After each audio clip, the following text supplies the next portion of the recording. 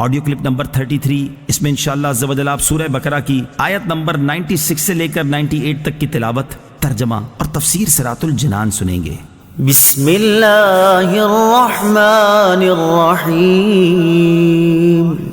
ترجمہ: اللہ کے نام سے شروع جو نہایت مہربان رحمت والا ہے۔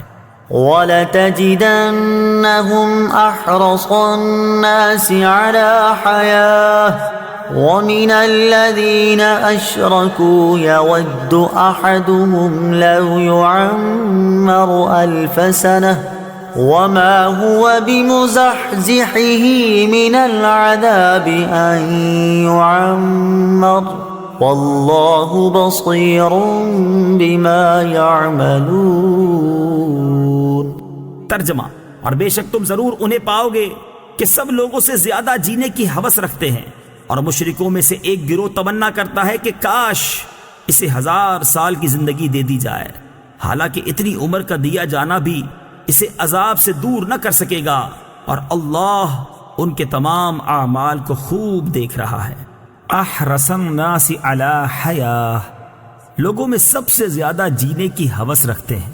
تفسیر صراط الجنان میں ہے، مشرکین کا ایک گروہ مجوسی ہے، آپس میں سلام کے موقع پر کہتے ہیں زہ 1000 سال یعنی 1000 برس جیو۔ ان کی اس قول کے پیش نظر آیت کا خلاصہ یہ ہے کہ اے حبیب صلی اللہ تعالی علیہ وآلہ وسلم، مجوسی مشرک 1000 برس جینے کی تمنا رکھتے ہیں، اور یہودی ان سے بھی بڑھ گئے کہ انہیں جینے کی ہوس سب سے زیادہ ہے، حالانکہ اتنی عمر کا دیا جانا بھی اسے جہنم کے عذاب سے دور نہ کر سکے گا، اور اللہ تعالیٰ ان کے تمام اعمال کو خوب دیکھ رہا ہے، اور ان کا کوئی حال اللہ تعالیٰ سے چھپا ہوا نہیں۔ دنیاوی زندگی کے حریص کون؟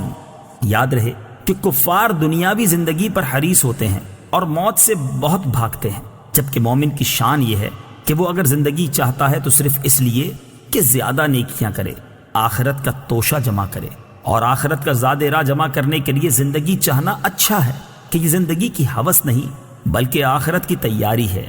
نیز لمبی عمر اور زیادہ مال اللہ تعالیٰ کے راضی ہونے کی علامت نہیں، بلکہ یہ تو بعض اوقات وبال کا ذریعہ بن جاتے ہیں۔ حضرت ابو بکرہ رضی اللہ تعالیٰ عنہ فرماتے ہیں کہ ایک شخص نے عرض کی، یا رسول اللہ صلی اللہ تعالی علیہ وآلہ وسلم، لوگوں میں سب سے بہترین کون ہے؟ ارشاد فرمایا، جس کی عمر لمبی ہو اور عمل نیک ہو۔ اس شخص نے پھر عرض کی، لوگوں میں سب سے برا کون ہے؟ ارشاد فرمایا، جس کی عمر لمبی ہو اور عمل برا ہو۔ قل من كان عدوا لجبريل فإنه نزله على قلبك بإذن الله مصدقا لما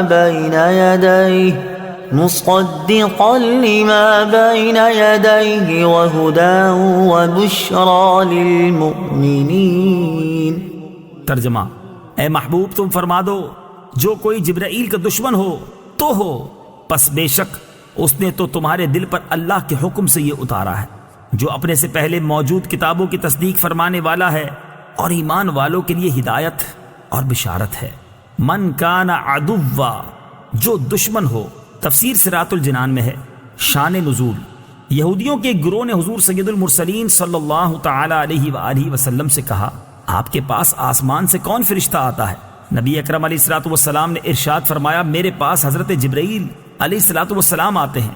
ابن سوریہ یہودی پیشوا نے کہا، وہ ہمارا دشمن ہے، عذاب، شدت اور زمین میں دھسانا وہی اتارتا ہے، اور پہلے بھی کئی مرتبہ ہم سے دشمنی کر چکا ہے۔ اگر آپ صلی اللہ تعالی علیہ وسلم کے پاس حضرت میکائیل آتے تو ہم آپ صلی اللہ تعالی علیہ وسلم پر ایمان لے آتے۔ یہودیوں کی یہ بات سراسر جہالت تھی، کیونکہ حضرت جبرائیل علیہ الصلوۃ والسلام تو جو چیز بھی لائے وہ اللہ تعالیٰ کے حکم سے تھی، تو حقیقت میں یہ اللہ تعالیٰ سے دشمنی تھی۔ بلکہ اگر یہودی انصاف کرتے تو حضرت جبریل امین علیہ الصلوۃ والسلام سے محبت کرتے اور ان کے شکر گزار ہوتے کہ وہ ایسی کتاب لائے جس سے ان کی کتابوں کی تصدیق ہوتی ہے۔ من كان عدوا لله وملائكته ورسله وجبريل وميكال فإن الله عدو للكافرين۔ ترجمہ: جو کوئی اللہ اور اس کے فرشتوں اور اس کے رسولوں اور جبرائیل اور میکائیل کا دشمن ہو تو اللہ کافروں کا دشمن ہے۔ من کان عدوا، جو کوئی دشمن ہو۔ تفسیر صراط الجنان میں ہے، اس سے معلوم ہوا کہ انبیاء کرام علیہ الصلوۃ والسلام اور فرشتوں سے دشمنی کفر اور غضب الہی کا سبب ہے، اور محبوبان حق سے دشمنی خدا عز و جل سے دشمنی کرنا ہے۔ حضرت جبریل امین علیہ الصلوۃ والسلام انبیاء کرام کے خادم ہیں، ان کا دشمن رب تعالیٰ کا دشمن ہے۔ یہ بھی معلوم ہوا کہ ایک فرشتے سے عداوت سارے فرشتوں سے عداوت ہے۔